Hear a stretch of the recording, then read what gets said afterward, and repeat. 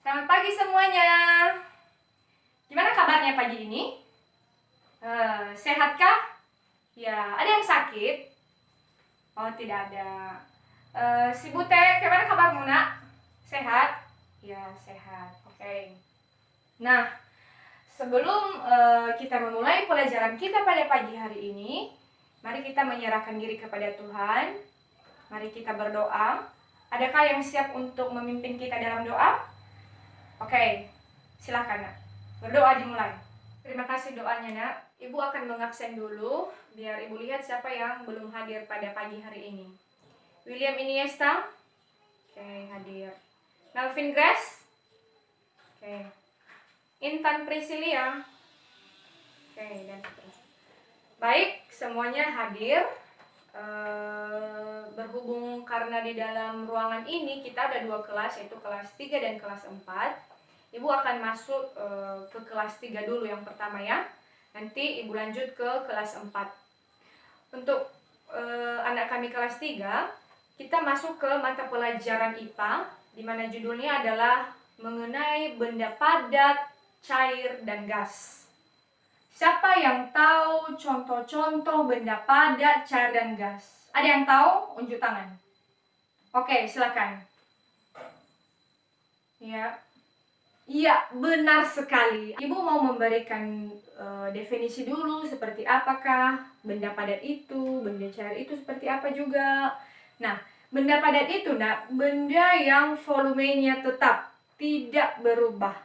Kemudian, kalau benda cair itu adalah benda yang bentuknya sesuai tempat wadah. Nah, yang ketiga adalah tentang gas. Gas ini bentuknya berubah memenuhi tempat, volumenya juga ikut berubah sesuai volume tempat, dan kerapatan dan massa jenisnya juga kecil. Nah, contoh dari benda padat ini adalah seperti meja, kursi, kapur, dan lain sebagainya. Itu kan bentuknya tetap ya, keras. Nah, kalau yang namanya benda cair itu seperti air, susu, dan lain-lain sebagainya. Yang penting dia cair ya. Nah, itu disebut benda cair. Yang ketiga adalah benda gas. Apa itu benda gas? Benda gas itu seperti udara, apalagi ya, asap kendaraan. Nanti akan ibu tugaskan kalian untuk mencari apa-apa saja contoh dari benda padat, cair, dan gas selain dari yang telah ibu sampaikan tadi.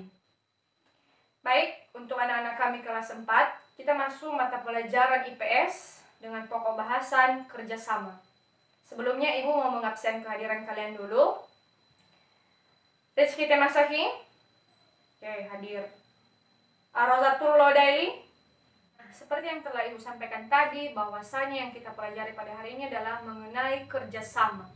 Nah, perlu anak-anak kami ketahui bahwa kerjasama itu adalah suatu usaha orang atau perorangan atau kelompok untuk mencapai tujuan tertentu. Lihat contoh di atas. Ini yang mereka lakukan adalah gotong royong. Kenapa disebut gotong royong? Karena memang rame-rame ya. Nah, tadi ibu sampaikan bahwa kerjasama itu adalah yang dilakukan oleh beberapa orang atau kelompok untuk mencapai tujuan tertentu. Nah, gambar ini merupakan gambar dari orang-orang yang sedang melakukan gotong royong. Nah, apa contoh kedua yang ibu sebutkan tadi? Yaitu membantu orang tua. Nah, ini anak yang sedang membantu orang tuanya. Ini juga disebut sebagai contoh dari kerjasama. Kenapa? Karena bukan hanya melibatkan satu orang, tetapi melibatkan anak dan ibu. Ya, ada pertanyaan? Dari yang telah ibu sampaikan tadi, apa masih ada hal-hal yang mungkin diragukan atau apa? Ada? Baik, karena tidak ada, ibu akan memberikan kalian tugas, yaitu mencari contoh-contoh dari kerjasama selain dari yang telah ibu sampaikan tadi. Nah, demikian pertemuan kita pada pagi hari ini untuk anak kami kelas 3 dan kelas 4. Silahkan dikerjakan tugasnya di rumah, minggu depan atau ke pertemuan berikutnya nanti akan ibu periksa. Nah, sebelum kita berpisah-pisah, mari kita berdoa biar Ibu yang membawakan kita di dalam doa. Berdoa dimulai. Selesai?